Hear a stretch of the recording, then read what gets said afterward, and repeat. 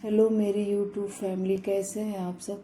जैसा कि आपको पता है कि कल है मकर संक्रांति और आज एक दिन पहले सबके घरों में बनती है तिल के लड्डू, ताकि मकर संक्रांति के दिन इसे खा सके। तो मैं भी ये बना रही हूँ तिल के लड्डू, तो ये रेसिपी आपके साथ भी शेयर कर रही हूँ। मैं हमेशा की तरह ये इस बार मैं तिल के लड्डू थोड़े अलग बना रही हूँ। इसमें तो मैंने थोड़े ड्राई फ्रूट्स डाले हैं ताकि बच्चे आराम से खा सकें, उनको पता भी ना चले तिल के साथ इसमें ड्राई फ्रूट्स भी हैं। और गुड़ गुड़ और तिल साबुत रहने से वो खाने में उससे थोड़ा चिपचिपाहट सी लगती है, दांतों में चिपकती है।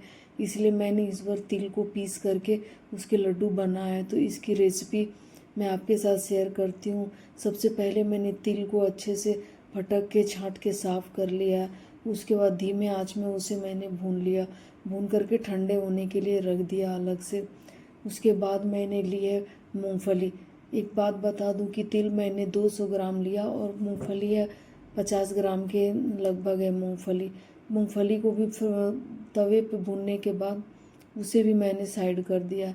उसके बाद मैं काजू और अखरोट को भी भून रही हूँ, उसे भी धीमी आंच में। अखरोट का ड्राई फ्रूट्स को थोड़ा कम ही भूनते हैं, क्योंकि ये इसको भूनने की ज़रूरत होती नहीं, बस थोड़े क्रंचीनेस के लिए मैंने इसे थोड़ा सा गर्म कर दिया है।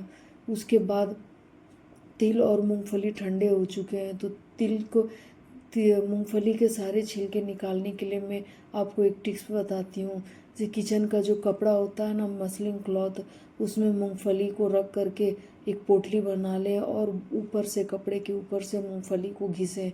घिसने के बाद आप देखेंगे कि मूंगफली का सारा छिलका उतर गया है।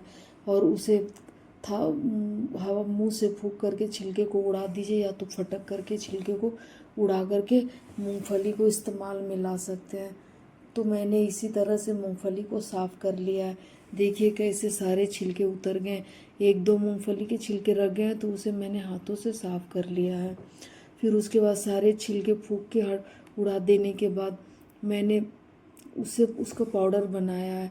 और ध्यान रहे कि कभी भी पाउडर बनाए तो ड्राई फ्रूट्स हो या मूंगफली या तिल का, उसे डायरेक्ट मिक्सी में नहीं चलाना है, उसे रोक रोक करके चलाना है, ताकि वो पाउडर बने, नहीं तो उसका तेल निकल जाएगा और वो अच्छी तरह से नहीं बन पाएगी और मिक्सी में घूमेगी भी नहीं।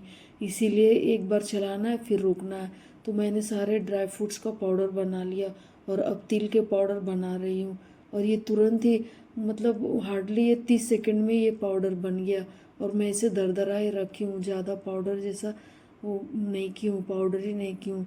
उसके बाद मैंने एक थाली में गुड़ को बारीक बारीक काट लिया। बारीक काटने से ये जल्दी मेल्ट हो जाएंगे। उसके बाद कढ़ाई गरम की, कढ़ाई गरम करके उसमें 1 चम्मच घी डाला।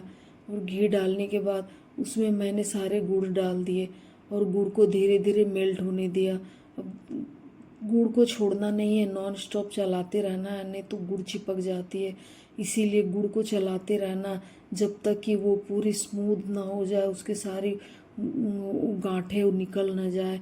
आप देख सकते हैं मैंने करछी से दबा दबा के सारी गांठों को निकाल दिया। अब गुड़ एकदम स्मूथ हो गया, उसमें कोई भी गुठली नहीं बची है। तो अब मैं उसमें तिल के पाउडर और सारे ड्राई फ्रूट्स के पाउडर डाल करके उसे करछी से मिला दूंगी। चारों तरफ से उसे ऐसा मिलाना है कि गुड़ उस पर कोट हो जाए अच्छे तरीके से, कहीं से वो बाकी ना रह जाए। अगर वो बाकी रह जाएगा तो लड्डू बांधने में वो साइड से वो लड्डू छूटेगा, ठीक से नहीं होगा। इसलिए उसे अच्छे तरीके से मिला करके चारों तरफ से पाउडर में मिक्स कर देना गुड़ को। उसके बाद हाथ में घी या पानी की सहायता से थोड़ा गरम गरम ही पाउडर को लड्डू की तरह बांध लेना है हाथों से। थोड़ा हाथ में तो थोड़ा गरम तो लगेगा, लेकिन वो लड्डू गरम ही बंधाते हैं, वो ठंडे हो जाएंगे तो वो फिर वो चूरा हो जाएंगे, वो बंधेंगे नहीं। तो मैंने दोनों हाथों का इस्तेमाल किया है, कभी इस हाथ से कभी उस हाथ से। और लड्डू बनने के बाद मैंने तिल अलग से भुना हुआ तिल रख दिया था, थोड़ा सा आधा कप जितना। तो मैंने लड्डू को उसमें गरम गरम ही कोट कर दिया है, तिल उसके ऊपर चिपक गया। जैसा कि आप देख रहे हैं तिल उसके ऊपर चिपक गया, ताकि देखने से भी पता चल जाए कि हाँ ये तिल के लड्डू है। और देखिए वो कितने खस्ता बने हैं, कितने आराम से टूट रहे हैं ये